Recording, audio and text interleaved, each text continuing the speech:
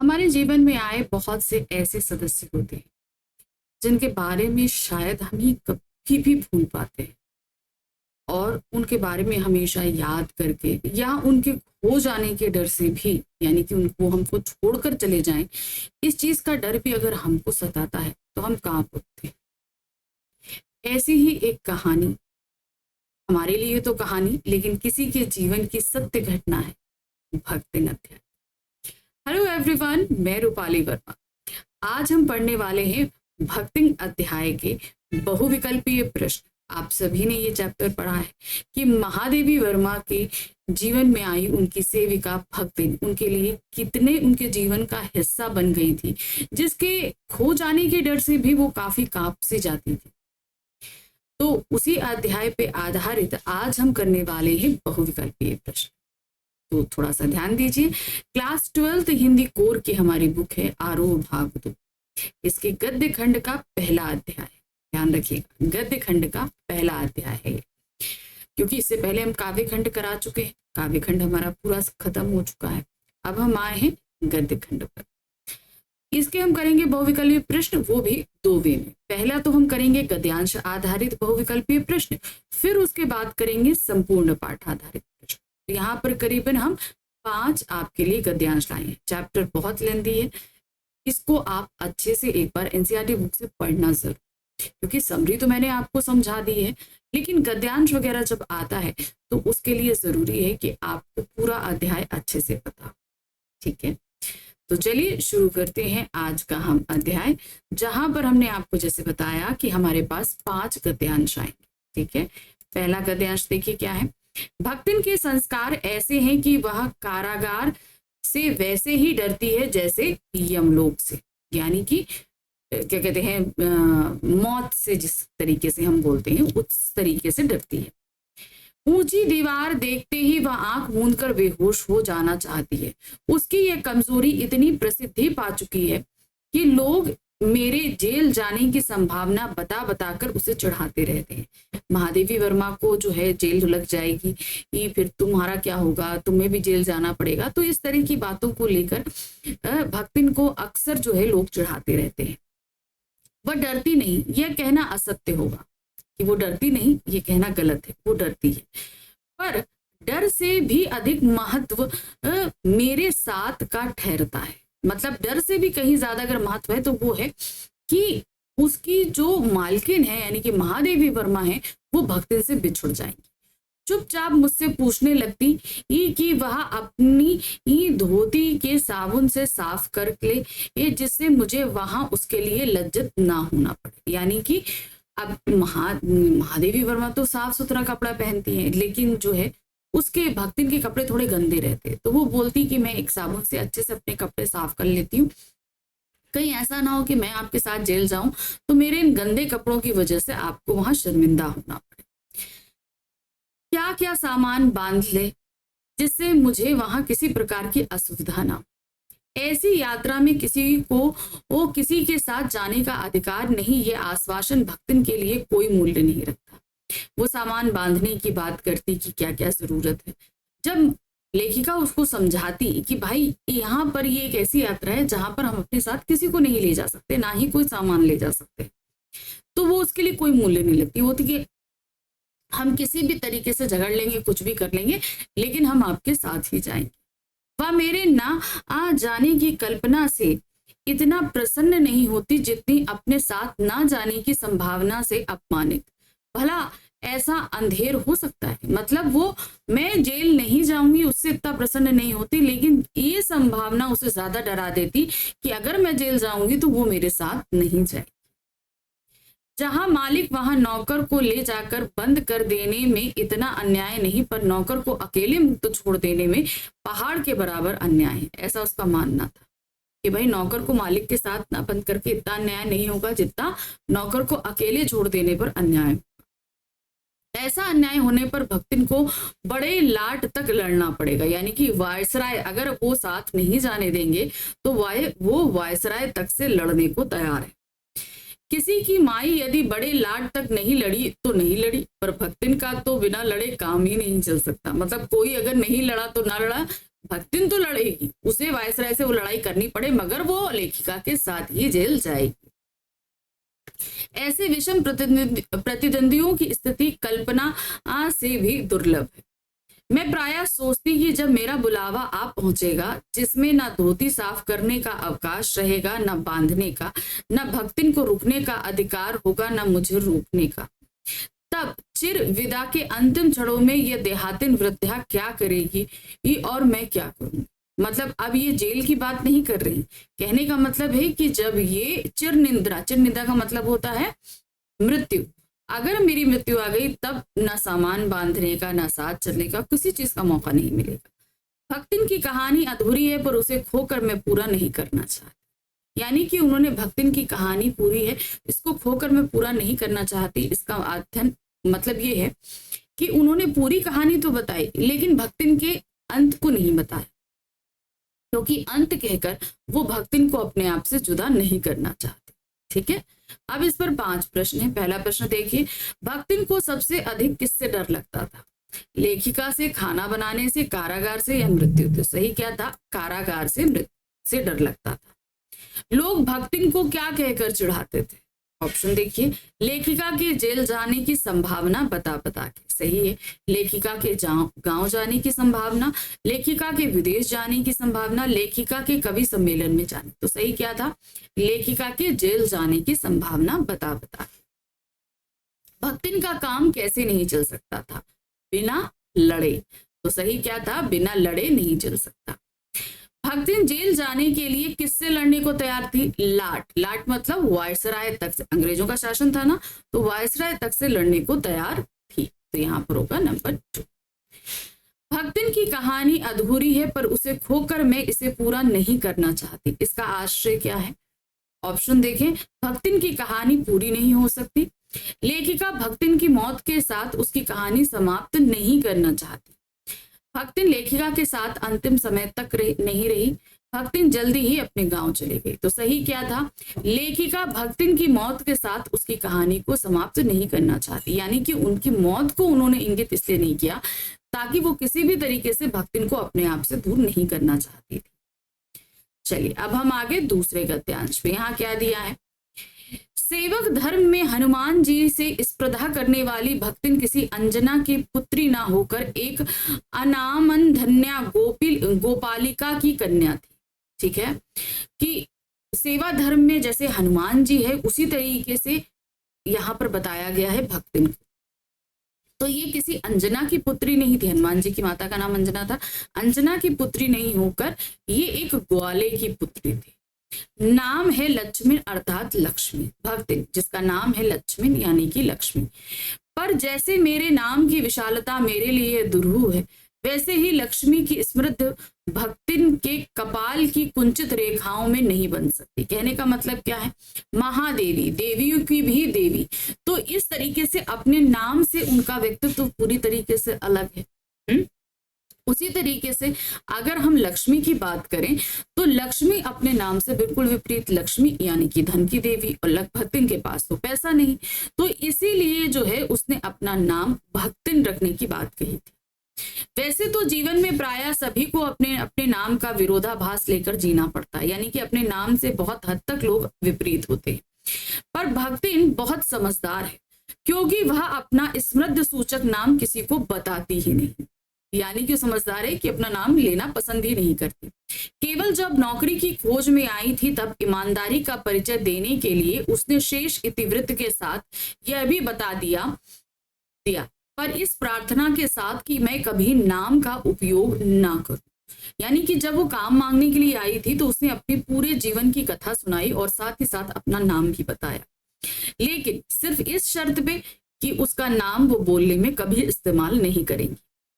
उपनाम रखने की प्रतिभा होती तो मैं सबसे पहले उसका प्रयोग अपने ऊपर करती, यानी कि मेरे अंदर किसी का नाम रखने की प्रतिभा नहीं थी, अगर होती तो सबसे पहले मैं अपना रखती, यानी कि महादेवी अपनी जगह कुछ और नाम रख लेती। इस तथ्य को वो देहातिन क्या जाने, इसी से जब मैंने कंठी माला देखा, उसका नया नामकरण किया, तब वह भक्तिन जैसे कवित्वहीन नाम को पाकर भी गदगद हो गई। यानी कि जब उसको हमने उसकी कंठी माला देखकर उसका नाम दिया भक्तिन, तो वो वही सुनकर बहुत ही ज्यादा प्रसन्न। अब इस पर 5 प्रश्न। पहला प्रश्न है, सेवक धर्म में भक्तिन किससे स्पर्धा करती हुई मानी जाती थी? किससे मानी जाती थी? हनुमान जी से। ठीक है, नेक्स्ट आते हैं, भक्तिन का वास्तविक नाम क्या था? लक्ष्मी, लक्ष्मिन या लक्ष्मी। ठीक है, तो यहां पर हम देख रहे हैं लक्ष्मिन, ये वाला देखिए, इस सब जगह मात्राओं का फेर है। सही क्या है? लक्ष्मिन अर्थात लक्ष्मी। भक्तिन ने लेखिका से क्या प्रार्थना की थी? कि भाई मैं नाम बता तो रही हूं, लेकिन आप मेरा नाम असली पुकारेंगी नहीं, यही बोला था ना। लेखिका उसे अच्छा वेतन दे, लेखिका उसके मन के काम में ना टोके, लेखिका उससे अच्छा व्यवहार करे, लेखिका उसे उसके वास्तविक नाम से ना पुकारे। तो हम यहाँ लगाएंगे नंबर 4। नेक्स्ट है, भक्तिन अपना वास्तविक नाम किसी को क्यों नहीं बताती थी? क्योंकि उसका नाम उसके जीवन से जस्ट विपरीत था, है ना। क्योंकि उसे उसका वास्तविक नाम पसंद नहीं था, क्योंकि उसका नाम उसके आर्थिक जीवन से विपरीत था। तो क्या था? उसका वास्तविक जीवन आर्थिक, यानी कि लक्ष्मी है तो धन की देवी है, लेकिन धन तो उसके पास है ही नहीं, तो वो उसके जीवन से बिल्कुल विपरीत था, इसलिए हम नंबर 2 पे लगाएंगे। लक्ष्मण को भक्तिन नाम किसने दिया था? महादेवी ने, यानी कि हमारी लेखिका ने। तो सही क्या है? लेखिका ने। नेक्स्ट आ गए, चलिए अब हम आ गए गद्यांश संख्या 3 पर। 5 वर्ष की आयु में उसे हंडिया ग्राम के एक संपन्न गोपालक की सबसे छोटी पुत्रवधू बनकर पिता ने शास्त्र से 2 पग आगे रहने की ख्याति कमाई। यानी कि जब 5 वर्ष की ही थी तो हंडिया नामक गांव में एक संपन्न परिवार के जो गोपाल थे, यानी कि वहां जो ग्वाले होते हैं, उनकी सबसे छोटी बहू बना दिया, अर्थात उसकी शादी कर दी। और 9 वर्षीय युवती का गौना देकर विमाता ने बिना मांगे पराया धन लौटाने वाले महाजन का पुण्य लूटा। और जो उसकी विमाता थी, यानी कि उसकी अपनी माँ तो मर गई थी, तो जो सौतेली माँ थी उसने क्या किया? 9 साल की जब हुई तो उसका गौना कर दिया, अर्थात उसको विदा करके उसके ससुराल पे भेज दिया। पिता उस पर अगाध प्रेम होने के कारण स्वभावतः ईर्षालु और संपत्ति की रक्षा में सतर्क विमाता ने उसके मरणांतक रोग का समाचार तक भेजा जब वह मृत्यु की सूचना भी बन चुका था। कहने का मतलब क्या है? जो सौतेली माँ थी उसे ये डर था कि भाई पिता जो है वो भक्तिन को बहुत प्यार करते हैं, तो अगर अब उसके पिता बीमार पड़े तो उसे लगा कि अगर हम अभी भक्तिन को बुला लेंगे तो क्या होगा, पिता बहुत प्रेम करते हैं, तो ये सारी संपत्ति ऐसा ना हो भक्तिन को दे दे। इसलिए अब उसके पिता के बीमार होने की सूचना उसकी सौतेली माँ ने भक्तिन तक नहीं पहुंचाई। कब तक नहीं पहुंचाई? जब तक उसके पिता मर नहीं गए, यानी कि मरने की सूचना पहुंचाई, लगन बीमार होने की सूचना नहीं पहुंचाई। रोने पीटने के अपशकुन से बचने के लिए सास ने भी कुछ ना बताया। अब जब ससुराल में ये बात पहुंची कि भाई पिता खत्म हो गए हैं, गुजर गए हैं, तो ये बात सास ने भी लक्ष्मण को नहीं बताई कि भाई ये यहीं से रोना धोना शुरू कर देगी। तो उसको ये लगा कि भाई अभी ना पता, हम अभी नहीं बताते हैं, इसको विदा कर देते हैं, घर चली जाती है, फिर वहां इसको अपने आप पता चल जाएगा। तो उन्होंने नहीं बताया। अब क्या कहकर विदा किया उन्होंने? बहुत दिन से नहर नहीं गई सो जाकर देख आवे, यही कहकर और पहना उड़ाकर सास ने उसे विदा कर दिया। अब उसको क्या बोला कि भाई पिताजी गुजरे हैं, ये बात सास को पता थी लेकिन भक्तिन को नहीं पता थी, और वो ना सास बता रही थी। तो उसने क्या किया सास ने कि भाई तुम बहुत दिन तक अपने मायके नहीं गई हो, जाओ हो आओ, वहां पर मिलाओ, सबको देखाओ जाके, और खूब अच्छे से पहना उड़ाकर उसको उसके मायके भेज दिया।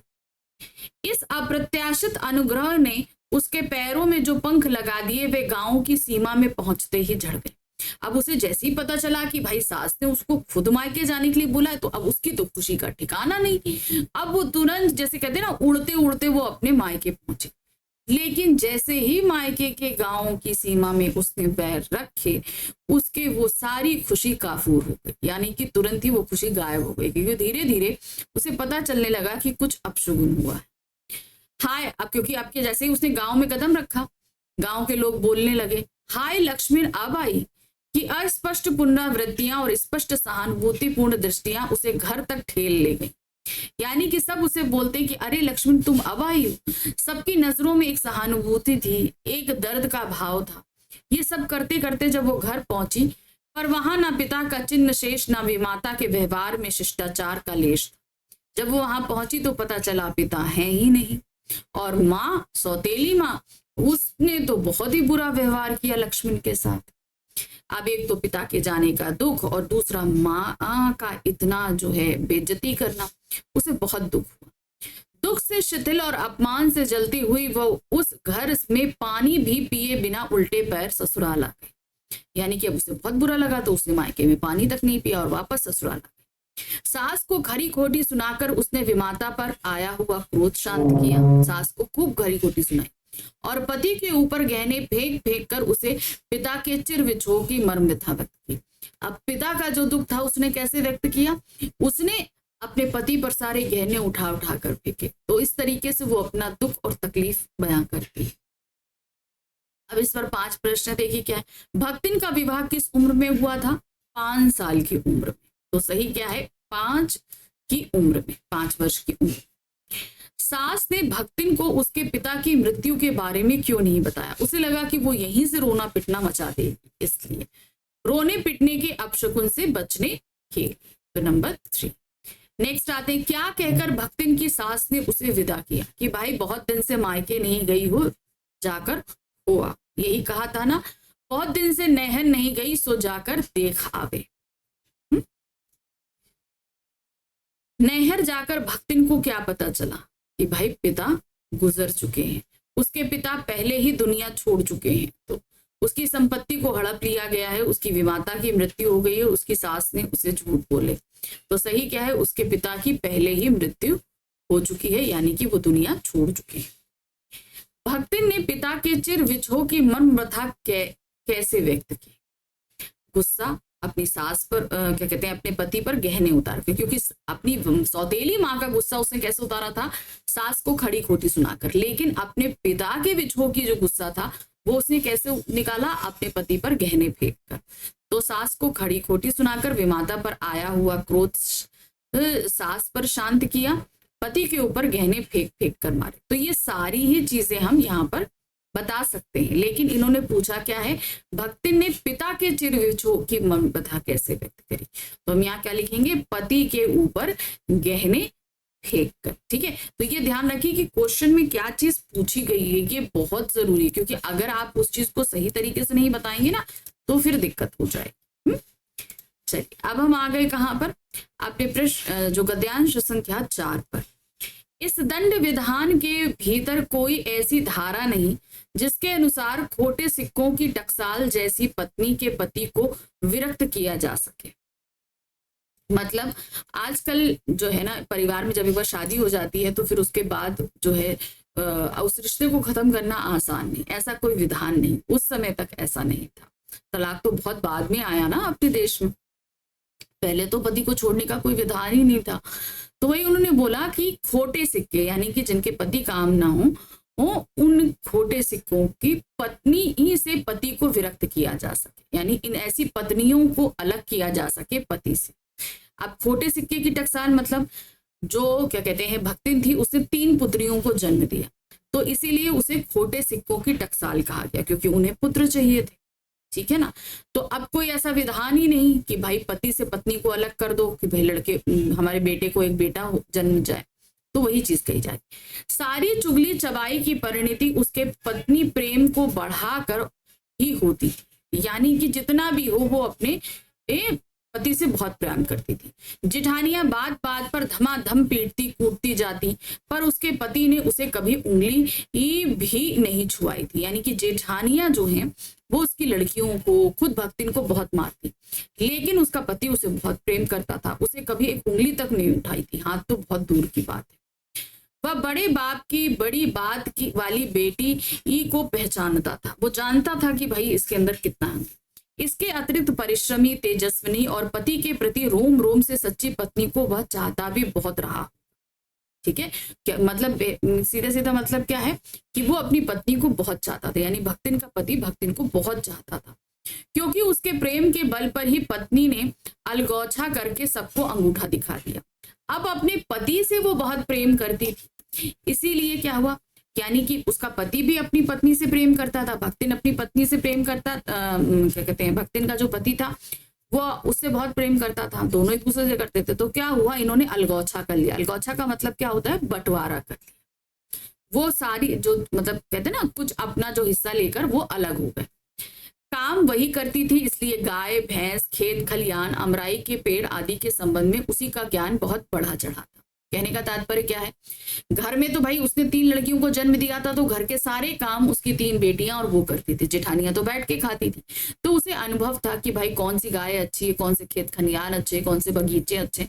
तो जब अलगौछा हुआ तो वो सारी अच्छी अच्छी चीजें क्या हुआ, भक्तिन के पास आ गई, क्योंकि उसे इस चीज की नॉलेज थी।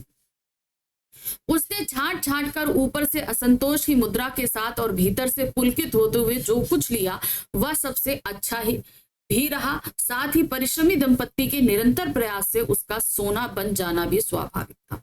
अब चूंकि वह जब अलगाव हुआ तो उसने क्या है, छाट छाट के सारी चीज ली। ऊपर से बड़ा दिखा रही, कह रहे हमें बेकार चीज मिल गई, लेकिन अंदर से वो जानती थी कि ये सारी चीजें अच्छी थी। और फिर उसके बाद भक्तिन और उसका पति तो भाई मेहनती थे ही, उन्होंने उन सारी चीजों में मेहनत कर करके सारी चीजों को और ज्यादा अच्छा बना दिया। चाहे वो बैल हो, गाय हो, भैंस हो, खेत हो, सब में सोना उगलने लगा। धूमधाम से बड़ी लड़की का विवाह करने के उपरांत पति ने घरौंदे में खेलती हुई 2 कन्याएं और कच्ची गृहस्थी का भार 29 वर्ष की पत्नी पर छोड़कर संसार से विदा ले ली। कहने का मतलब क्या था, बड़ी बेटी का विवाह करने के बाद जिस समय भक्तिन सिर्फ 29 साल की, 29 मतलब होता है 29 ईयर्स, और उसी जब 29 साल की थी तो जो है इन दोनों क्या कहते हैं, उसका पति मर गया। जब वह मरा तब उसकी अवस्था 36 वर्ष से कुछ ही अधिक रही होगी, यानी कि पति की उम्र 36 वर्ष के आसपास रही होगी। पर पत्नी आज उसे बुढ़ऊ कहकर स्मरण करती है, यानी कि आज अगर भक्तिन उसे याद करती है तो क्या कहती है, बुढ़ऊ। जाहिर सी बात है, 36 वर्ष की उम्र मिला है, भक्तिन अगर आज 50 की है तो वो कम से कम 60 साल का रहा होगा अगर जिंदा होता, तो इसलिए उसको बुढ़ऊ कहती है। भक्तिन सोचती कि जब वह बूढ़ी हो गई तब क्या परमात्मा के यहाँ वे भी बूढ़ा ना हो गए होंगे, अतः उन्हें बुढ़ऊ ना कहना उनका घोर अपमान हो, ऐसा उसका मानना था। चलिए अब इस पर क्या आ गए हमारे पास में 5 प्रश्न। पहला है, पद्यांश में खोटा सिक्का किसके लिए कहा गया है? भक्तिन के लिए, जेठानियों के लिए, लड़कियों के लिए या सास के व्यवहार के लिए? तो खोटा सिक्का कौन है, लड़कियां हैं, और खोटा सिक्का की टकसाल कौन है, भक्तिन है। तो ध्यान रखिएगा, तो खोटा सिक्का कौन है, लड़कियों के लिए कहा गया है। किसके बल पर भक्तिन ने सबको अंगूठा दिखा दिया? अपने पति प्रेम के बल पर, पति से बहुत प्रेम करती थी तो उसी के बल पर उन्होंने सबको अंगूठा दिखाकर अलगौछा किया था। बड़े बाप की बड़ी ई बात वाली बेटी किसे कहा गया? भक्तिन को कहा गया है। सही क्या है, भक्तिन को। नेक्स्ट आते, घर का सारा काम करने से भक्तिन को क्या फायदा हुआ? भाई घर में जो भी अच्छी गाय भैंस खेत खलियान जो कुछ अच्छे थे वो सब उसके हिस्से में आ गए। तो यहाँ पर सही क्या है, देखिए, गाय भैंस खेत खलियान अमराई के पेड़ आदि छांट छांट कर उसने ले लिए। बंटवारा करने के बाद ये सारी चीजें उसने अपने पास ले ली। भक्तिन किसे बुढ़ऊ कहकर स्मरण करती थी? अपने पति को। सही क्या है, अपने पति को बुढ़ऊ कहकर स्मरण करती थी।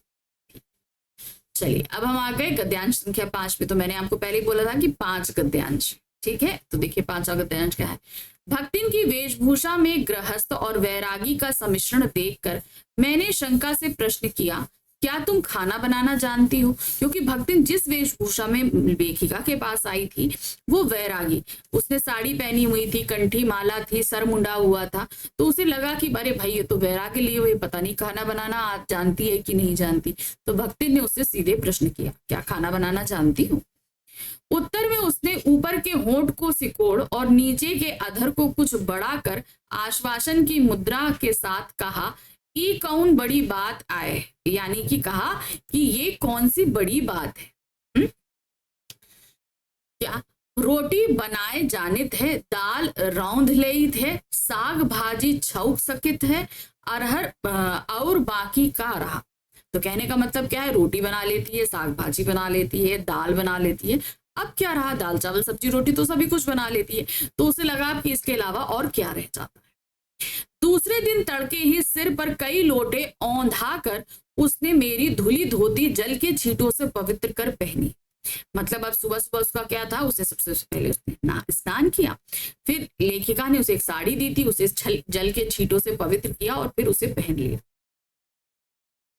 और पूरब के अंधकार और मेरी दीवार से फूटते हुए सूर्य और पीपल का 2 लोटे जल से अभिनंदन किया। यानी कि सुबह जब सूर्योदय होते उगते हुए सूरज पे उसने आचमन दिया, मतलब क्या कहते हैं, जल चढ़ाया उसने। 2 मिनट नाक दबाकर जप करने के उपरांत जब वह कोयले की मोटी रेखा से अपने साम्राज्य की सीमा निश्चित कर चौके में प्रतिष्ठित हुई, तब मैंने समझ लिया कि इस सेवक का साथ टेढ़ी खीर है। कहने का तात्पर्य क्या है, उसने सबसे पहले नहाया, जल छीट के साड़ी पहनी, उसके बाद सूरज को अर्घ दिया, अर्घ देने के बाद उसने क्या किया, 2 मिनट नाक दबाकर जाप किया और फिर वो रसोई में आई। रसोई में आई तो उसने कोयला उठाया और रसोई के बाहर कोयले से लाइन खींच दी। कहने का मतलब क्या था, अब इसके अंदर आने की परमिशन किसी को नहीं। अब महादेवी वर्मा ने जब ये देखा तो उन्होंने समझ लिया कि भाई ये सेवक बहुत टेढ़ा है, इससे पार पाना आसान नहीं है। अपने भोजन के संबंध में नितांत वितराग होने पर भी मैं पाक विद्या के लिए परिवार में प्रख्यात हूँ और कोई भी पाक कुशल दूसरे के काम में नुक्ताचीनी बिना किए रह नहीं सकता। यानी कि महादेवी अपने लिए कह रही हैं कि भले मैं एक लेखिका हूं लेकिन मुझे खाना बनाना आता है, मैं जानती हूँ।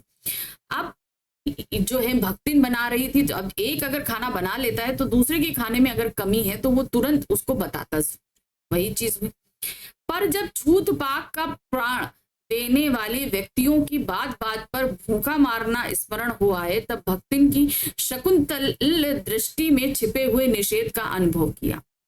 तब कोयले की रेखा मेरे लिए लक्ष्मण के धनुष में खींची हुई रेखा के समान दुर्लभ हो गई। तो कहने का तात्पर्य क्या है, उन्होंने कहा कि भाई मैं तो खाना बनाना जान लेती थी लेकिन अब भक्तिन बना रही थी, तो अब मैं भक्तिन के खाने में नुक्ताचीनी करूं, निका बताऊं कि ये क्या है, तो ये एक बहुत गलत चीज थी।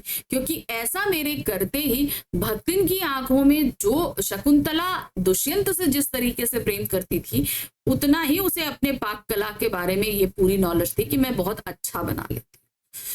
तो वही चीज उन्होंने बताया कि उस कोयले की रेखा ने मुझे इस चीज का आभास करा दिया कि भक्तिन के खाने में मैं नुक्स नहीं निकाल सकती। निरुपाय अपने कमरे में बिछौने में पड़कर नाक के ऊपर खुली हुई पुस्तक स्थापित कर मैं चौके में पीढ़े पर आसीन अनाधिकारी को भूलने का प्रयास करने लगी। अब उन्होंने सोचा कि भाई अब इससे कैसे बचा जाए, तो वो अपने रूम में गई, बिस्तर पे लेटी, अपने मुंह पर किताब रखी और वो भूलने लगी कि भाई उनके चौके पर किसी और ने अधिकार कर लिया है। अब इस पर पहला प्रश्न देखिए क्या है, भक्तिन की वेशभूषा में गृहस्थ और वैरागी का सम्मिश्रण देख लेखिका को क्या शंका हुई, क्या शंका हुई थी कि भाई ये खाना बना लेती हैं कि नहीं। तो क्या हुआ था, क्या अब यहाँ पर क्या था, क्या भक्तिन खाना बनाना जानती होगी, तो उनको यही अंदेशा हुआ था। नेक्स्ट आते हैं, नौकरी मिलने के दूसरे दिन भक्तिन ने सबसे पहले क्या काम किया। जब नौकरी मिली तो उसने सबसे पहले क्या किया था, उसने सुबह उठकर स्नान किया था, फिर धोती पे कुछ छींटे छिड़क कर उसने वो धोती पहनी थी, नहाई, फिर उसने लेखिका द्वारा दी गई धुली धोती पर जल के छींटे से पवित्र कर कर पहनी, सही है।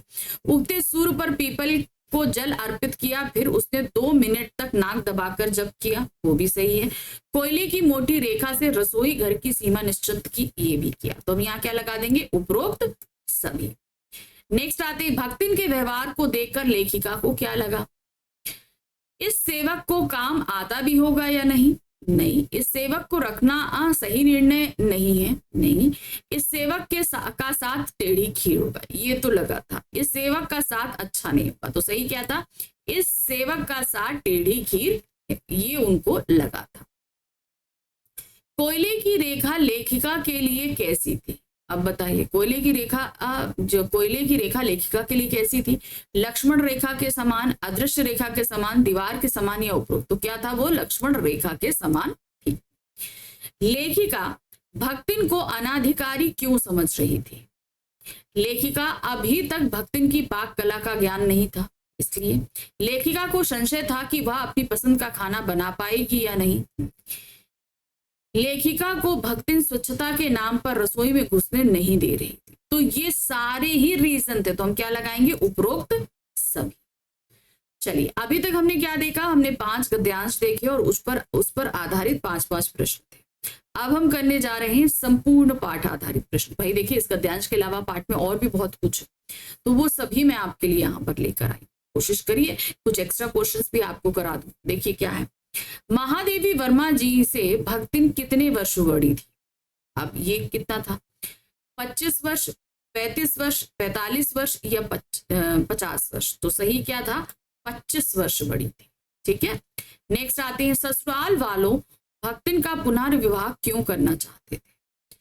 क्या था भाई, उसकी संपत्ति, अच्छा सारा खेत खलियान, भैंस, वो सब हथियाना चाहते थे, इसीलिए उसका पुनर्विवाह करना चाह रहे थे, है ना, ताकि वो भक्तिन का घर हड़प सके, ताकि वो भक्तिन की संपत्ति हड़प सके, ताकि वो भक्तिन की जमीन हड़प सके। तो यहाँ पर हम क्या लगाएंगे, उपरोक्त सभी। नेक्स्ट आते हैं, लेखिका को बिना बताए भक्तिन घर में बिखरे हुए पैसों को उठाकर कहाँ रख देती थी? रसोई घर के किसी मर्तबान में छिपाती थी, है ना, भंडार गृह में, मटकी में, भंडार घर की मटकी में, या अपने पास? तो सही क्या थी, भंडार गृह के मटकी में। लगान ना चुका पाने के कारण भक्तिन को क्या सजा मिली थी? पूरा दिन दोपहर जो है खड़े रहने की थी ना, उसे दिन भर खड़ा रहना पड़ा, उसे दिन भर धूप में खड़ा रहने पड़ा, उसे दिन भर नंगे पांव खड़ा रहने पड़ा, उसे दिन भर खाना नहीं दिया गया। तो सही क्या था, उसे दिन भर धूप में खड़े रहना पड़ा था।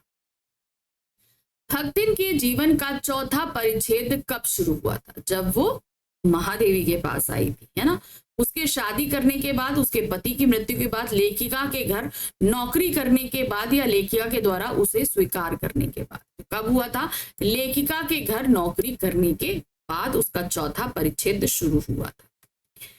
लोगों के यह पूछने पर कि भक्तिन लेखिका के घर में कितने समय से काम कर रही है, भक्तिन उन्हें क्या जवाब देती थी? पिछले 25 वर्ष से, पिछले 40 बरस से, पिछले 30 बरस से, या पिछले 50 बरस से? तो क्या कहती थी, पिछले 50। भाई उसे समय का अंदाजा नहीं था, ठीक है, तो क्या कहती थी, पिछले 50 बरस से मैं उनके यहाँ काम कर रही हूँ।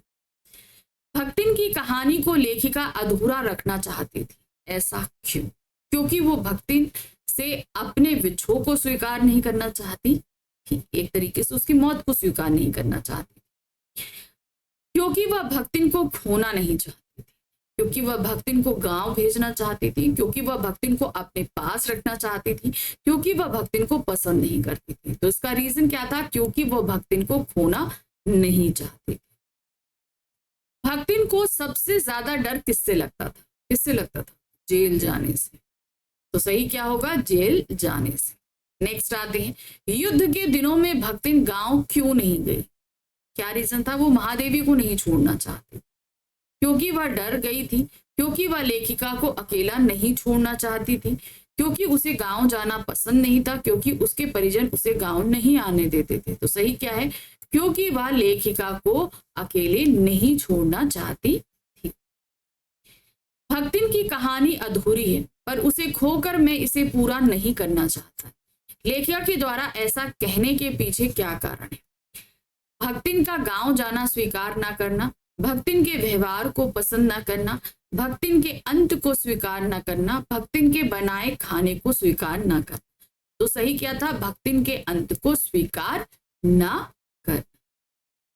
तो यहाँ खत्म किया हमने ये अपना भक्तिन अध्याय। आई थिंक आपको बहुत अच्छे से समझ में आया होगा कि भाई इस अध्याय में कैसे कैसे प्रश्न आएंगे, तो बस इसी तरह से तैयारी करिए।